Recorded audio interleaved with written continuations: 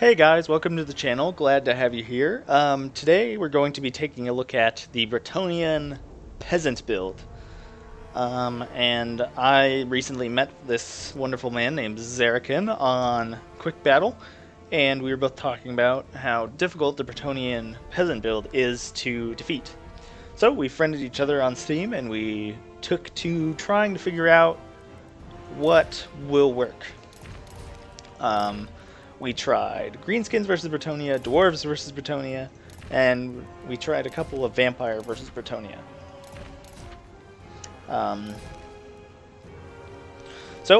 My first thought was Greenskins and Savage Orcs, my favorite thing, bursting through the front line with as much power as humanly possible.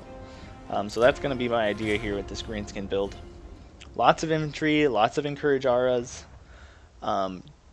I know I'm going to get my hero sniped, so I brought lots of them with encourage. Zarakin does bring just a regular lord, so no beloved son of Bretonnia boost, and that definitely has an effect here. I just thought I'd show you guys anyways. Main line here, men-at-arms with polearms, supported by a large amount of peasant bowmen, supported by a large amount of spearmen with shields, and a damsel with Curse of the Midnight Wind. Very good spell. I'm going to just move up. You can see each one of my heroes here is supported by a biggin. Just so if they do drop, I can do something about it. Squigs here in close support as well. Squigs are not large units, so they do not get the anti-large bonus. You can see he comes in here for my Savage Orcs, and I'm going to immediately follow up with as many units as I can to try and bog him down, while my main army kind of pushes forward still. His lord's going to get away, but I'm going to trap kind of these paladins here.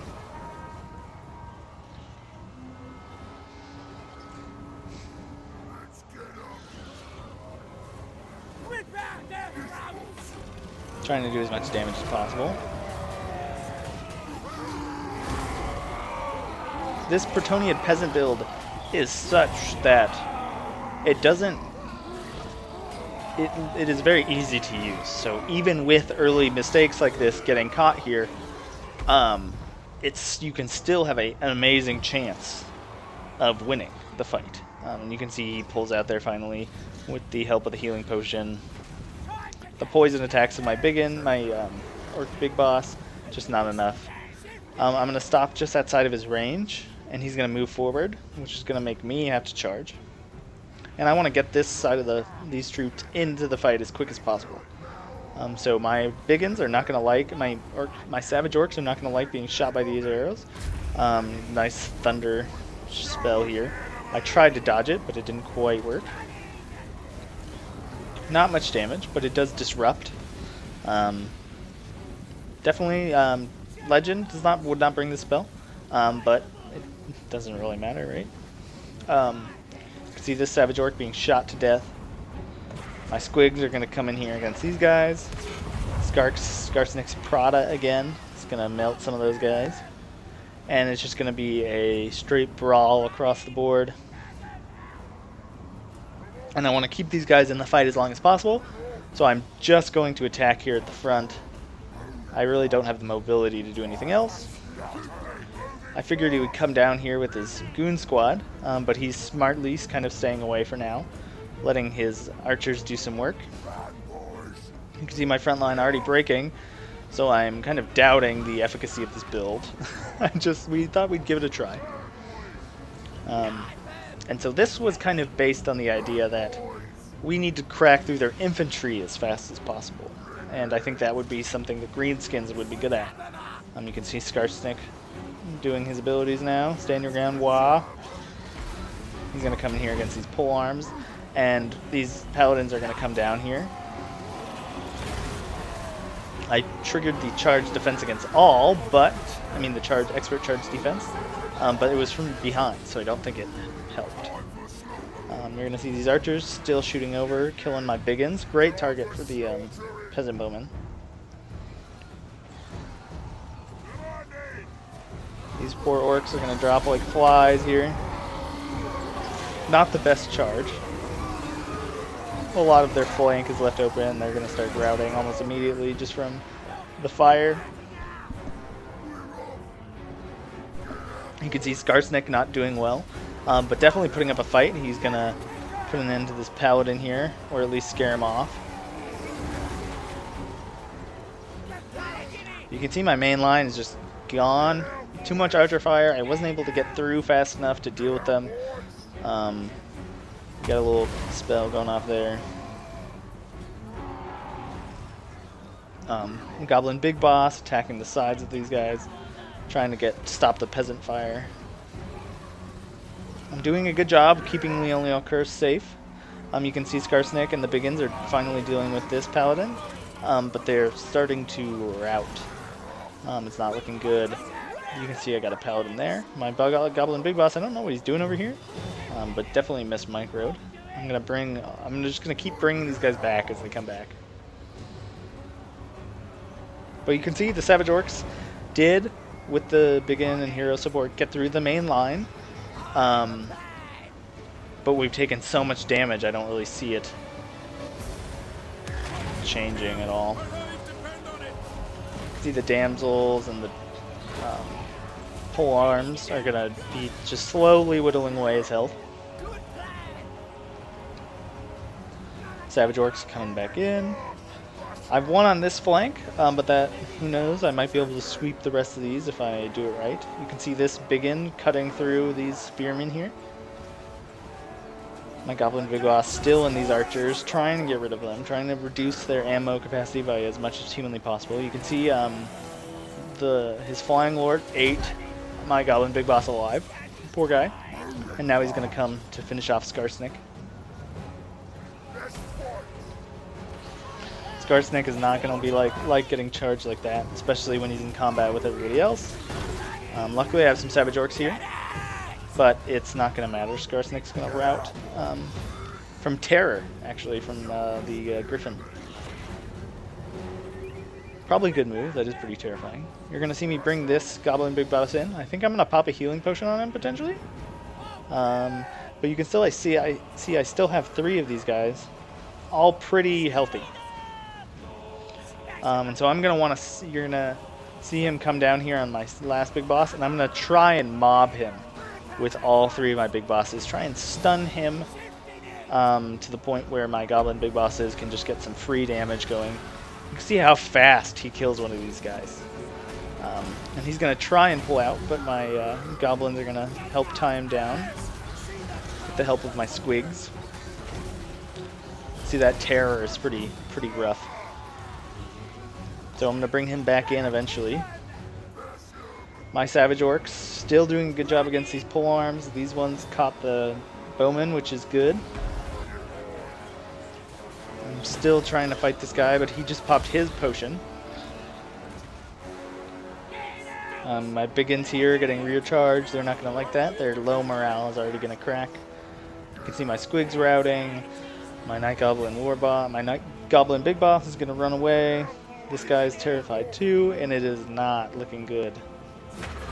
He really wants to finish this guy off. Skarsnik, though, comes back, you can see. And with his little prodder, shoots at those guys. My Goblin Big Boss is still harassing this Lord. It looks like he's trying to get off the ground. He probably could just turn around, but it's to my benefit here that he's not. My Squigs get in there. I think Skarsnik's going to cast Wah here soon to boost their damage, but you can see here, this is what I want. Kind of just this gang up on the Lord. Pop Wog, pop stand your ground, make sure these guys stay in the fight long enough to do it. And you can see just that little amount of time he wasn't microing him, I managed to rout the Lord. So with that, it's looking very much in my favor again. Balance bar even. I really need to... I can't let him get away. So I'm going to chase him to the ends of the earth until I get him right there.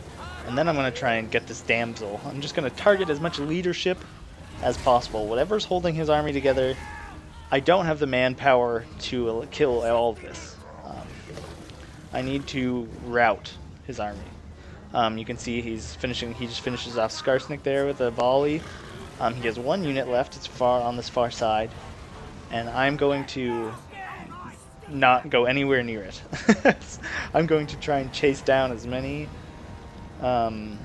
units here as I can, because a couple volleys could change this game. It could take care of my squigs and potentially rout my war bosses before they can deal enough damage. You can see I shattered this one and I shattered this one, so I no longer care about these because they're going to be off the field no matter what.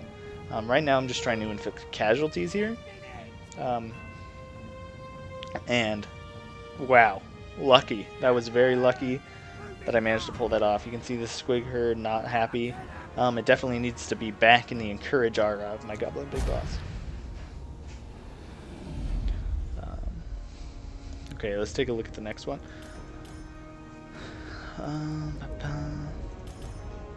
Okay, the next one we try is vampires, and I will be right back with that.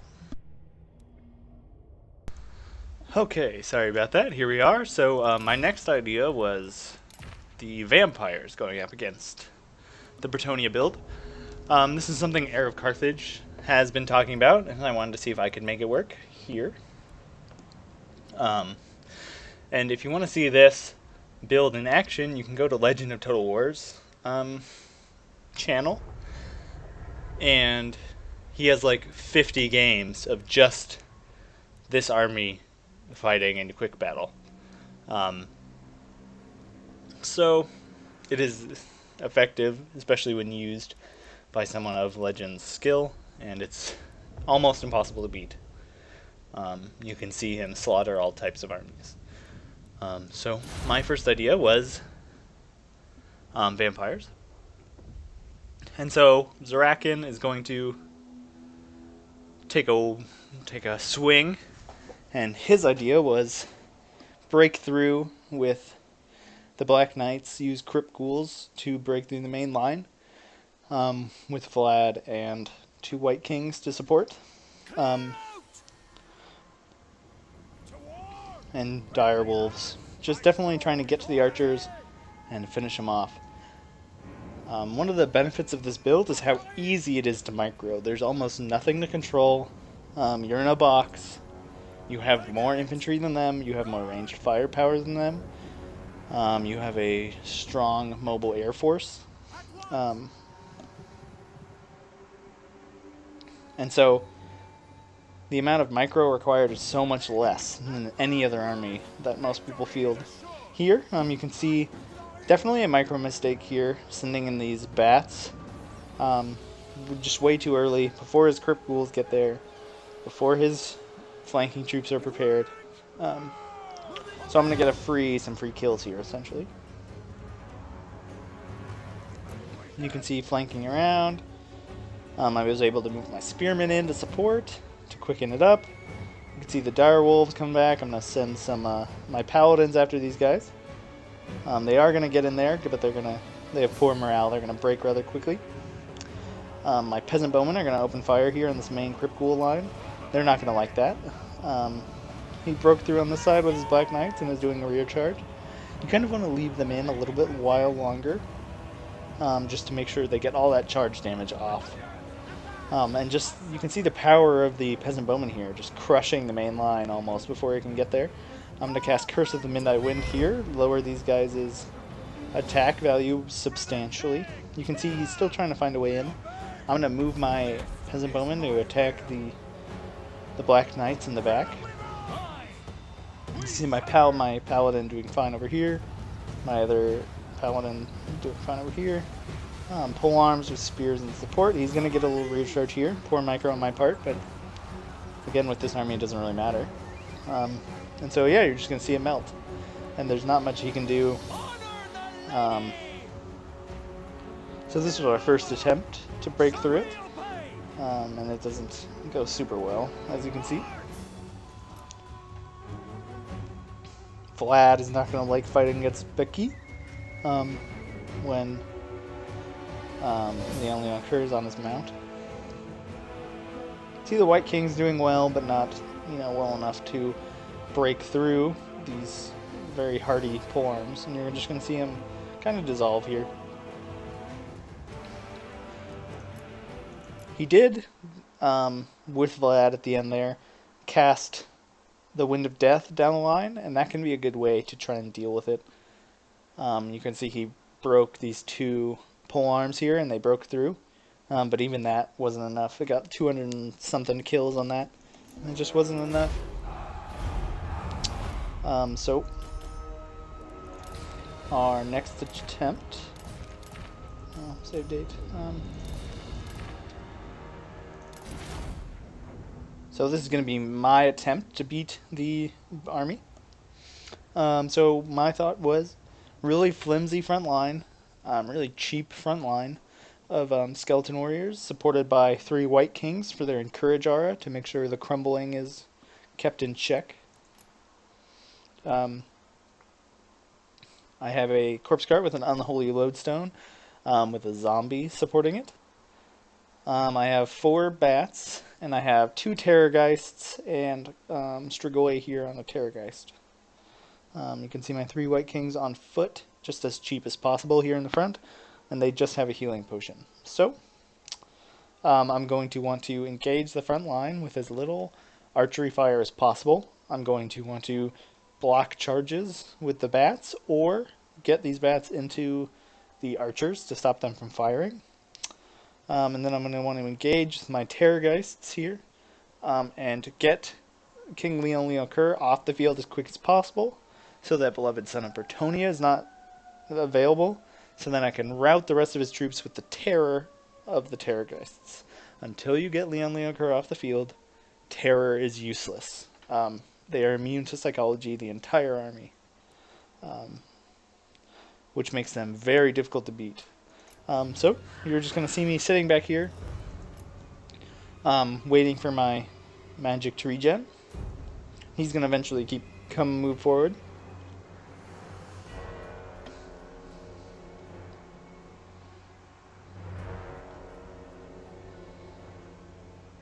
My bats. Look how fast these guys are moving. They took something. That's okay.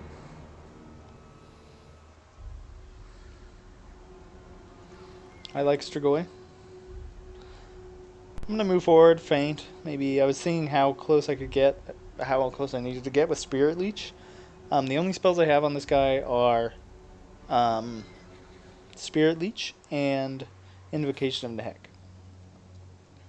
And I'm going to rely on this Unholy Lodestone to keep my main line alive, while Invocation of Nehek is going to keep my flyers alive.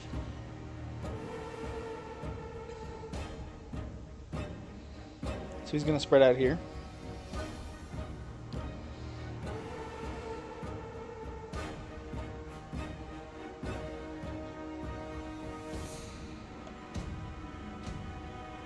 You can see me issuing my attack orders with my White Kings as well. You're going to see me mob with my Air Force and slowly move my Lodestone up.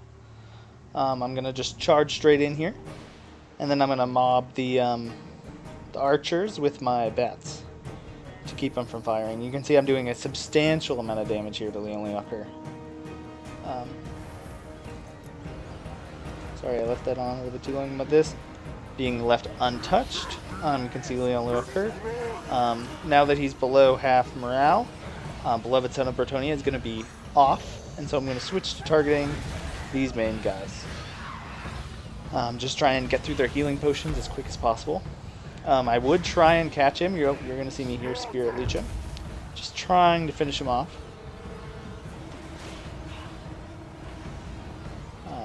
My main line doing good, especially with the support of the Unholy Lodestone. I'm going to chase him off here with Strigoi, but I'm going to realize I can't capture him, I think, and move him back soon. See, I Terrify one of these Pegasus Knights.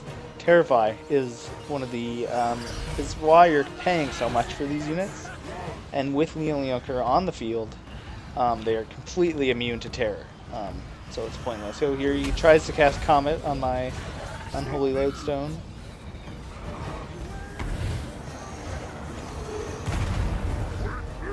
Doesn't do anything. It should, but oh well. You can see I route this second paladin. And I'm going to send Strigoi now that Spirit Leech has come off cooldown. I'm going to send my 2 Terrorgeists after this paladin, and I'm going to send Strigoi to go kill Leonioker. The main fight going as per I expected. You know, not really pushing through, but dealing some damage. You can see these paladins, just not much of competition. You can see Leonioker fall there. And with that, the main line's going to rout because of the morale of the peasants, especially with one of their heroes routing, and the kind of my semi-solid victory along the main line. So this is an ideal fight against Brettonia. He engaged my air force cleanly and decisively, which allowed me to finish off Leonioker and crack this main line and start activating the terror of my Terrorgeists. So we talked tactics, and we tried this again with the next battle. I think one of the things we talked about was letting this Unholy Lodestone survive. It really helped my main line stay alive versus these rather high output damage troops of the polearms. You can see my Terrorgeists diving in along the blinds. Oh god. And instantly all terrified, they're just going to start running. Which makes sense for the peasants, right?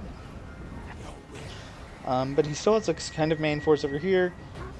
But it's 35 seconds, there's not much chance here.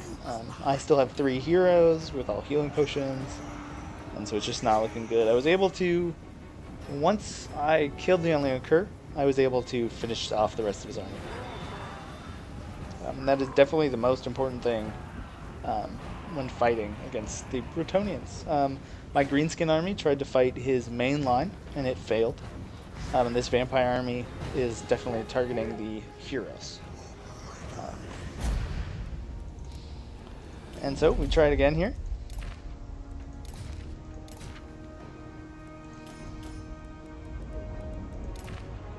We talk tactics, and I tell him about he doesn't have the DLC, so I tell him what this kind of lodestone does, and you'll see how this kind of changes the fight.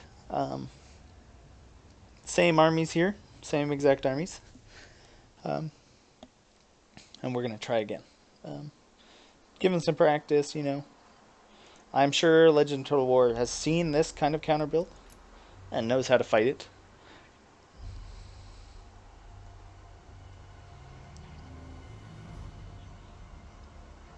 So, he has a longer main line this time, less reserves, so I'm going to move my zombie unit off to the side to try and even out the lines to make sure I don't get flanked here.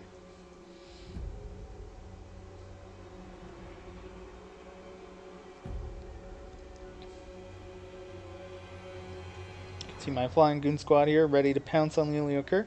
And I'm going to issue charge orders across, and I'm going to charge at my bats to soak up any charge he might want. And I'm going to charge. You can see he instantly opened fires with all of his archers here. And it is going to melt this lodestone. Goodbye. Goodbye, lodestone. You can see, there I go. I saw off the first paladin. I sent some bats to chase him. I saw off the second.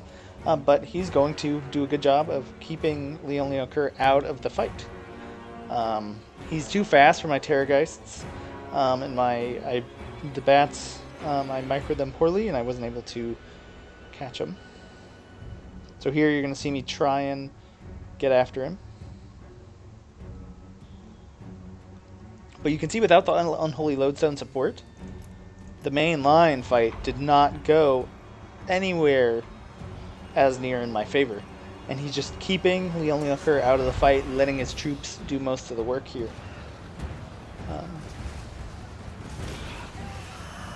Here he brings his paladins back in, and he's going to open fire with all of them. And again, just keeping the Leonioker safe, letting his archers do the work. They're stunning my Terrorgeist with all their arrows, so they're doing a good job of limiting their combat effectiveness. You can see Strigoi going down, almost going down here, but I managed to Invocation in the Heck. Leonioker going to sneak in here for a final charge, finish off Strigoi. You can see, like, the anti-large bonus of the Terrorgeist does a great job of getting these paladins off the field, but they just can't catch Leonioker by themselves. And you can see the main line is gone. I have 3 White Kings left, spread out across the line, and 2 Terrorgeists. And so now that he sees the battles kind of swinging in my favor in the air, he's going to smartly keep Leonioker out of the fight and keep that anti-terrify ability up and running for as long as possible, so that his troops can actually stand a chance rather than getting terrified by these Terrorgeists. You can see them fighting this remaining paladin. See him getting stunned by the mass amount of arrows.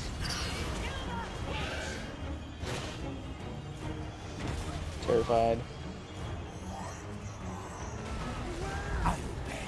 Good charge here against my White King, but I'm going to pop my Potion of Toughness, and I'm going to come here and try and finish off Leonioker, but he just manages to sneak away again. You can see my White Kings all getting just swamped by masses of anti-armor in the form of these polearms. And there's really not much I can do. I try and catch Leonioker. The Terrorgeists just aren't very good at dealing with mass amounts of infantry because of their anti-large, anti-armor purpose. So they're really focused on fighting monsters and other things like that. You can see Curse of the Midnight Wind going off here. Gonna cripple my Terrorgeists and my White Kings. And the Pounce Bar is still kind of in my favor, but with the Beloved Son of Brettonia, there's just not really any hope. Where these peasants would usually be routing, they are not.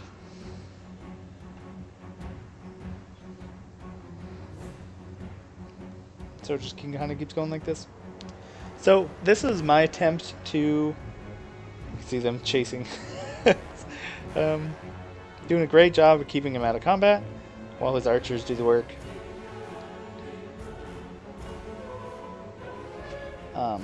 This was my attempt to kind of deal with this peasant spam. It is very hard to beat. It is very easy to use. In the right hands, it can beat, I think, almost anything. And I'm definitely not good enough, I think, to beat this army every time. And you could see them rout. Close defeat, but not much I can do. I think maybe if I'd used my bats on the archers and kept my lodestone alive a little bit longer, that would have helped. You can see Leonioker getting like no kills, 9 kills, not super good. 40-40, mostly bats, I think. Amazing kills here on all these polearms. Not very many kills here on the archers, but they killed the critical units, the my General Strigoi, the Lodestone, the Terrorgeists, the Bats. Good support here with the Damsel, with the Curse of the Midnight Wind. Great kills here on these 2 skeletons, these 2 spearmen. You can see my skeletons, not at all anywhere near as effective as last time. My Terrorgeist getting decent kills. My White Kings here really performing. The only thing that kept me in the fight that long was those 3 heroes. The zombies on the flank routed. Yeah, so I just wasn't able to do what I needed to do because of his destruction of the Lodestone early on, and then him keeping Leonioker alive. Anyways, so that was my best attempt to beat the peasant spam of Bretonnia. Anybody who watches, let me know how you would combat an army like that. And I'd love to hear about your strategies. Maybe play a custom battle or 2. Anyways, that's that.